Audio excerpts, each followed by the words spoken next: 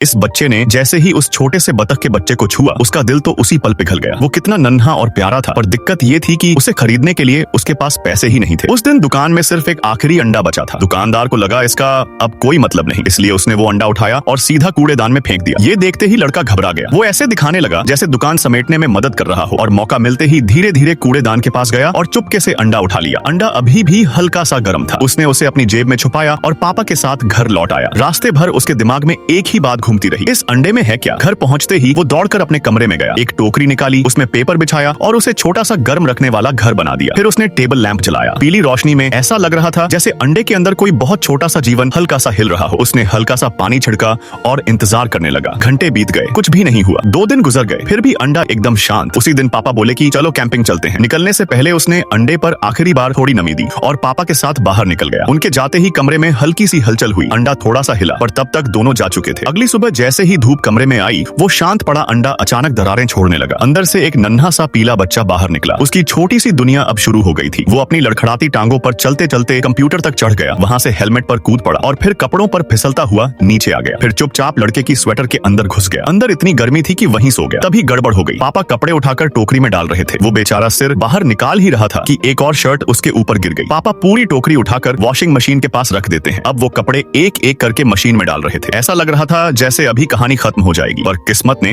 उसे फिर बचा लिया। वो जैसे तैसे टोकरी से बाहर निकल आया। इतने में लड़का घर लौटता है और देखता है कि अंडा फूट चुका है। उसे समझ आ जाता है कि उसका छोटा साथी दुनिया में आ गया है। वो पूरे घर में उसे ढूंढता फिरता है। वॉशिंग मशीन के पास भी देखता है, पर बतख का बच्चा उससे पहले ही वहां से निकल चुका था। वो खिड़की तक पहुंच गया था और पहली बार बाहर का नजारा देख रहा था। फिर नीचे कूदकर चटाई पर आ गिरा। तभी एक और खतरा, टेबल से चाकू गिरने ही वाला था, पर वो उससे भी बच गया, जैसे ऊपर से कोई उसे खास सुरक्षा दे रहा हो। आखिरकार लड़का उसे ढूंढ लेता है। उसे बाहों में उठाकर उसकी खुशी का तो ठिकाना नहीं। उसी पल उसने तय कर लिया, अब ये नन्हा साथी हमेशा उसके साथ रहेगा। इस पूरी घटना से एक ही बात समझ आती है कि छोटी सी जान भी जीने के लिए कितनी जद्दोजहद करती है। अगर आपने इतना ध्यान से सुना है तो कमेंट में लकी जरूर लिखना। क्या पता आज आपकी किस्मत भी इस नन्ही बतख की तरह चमक जाए।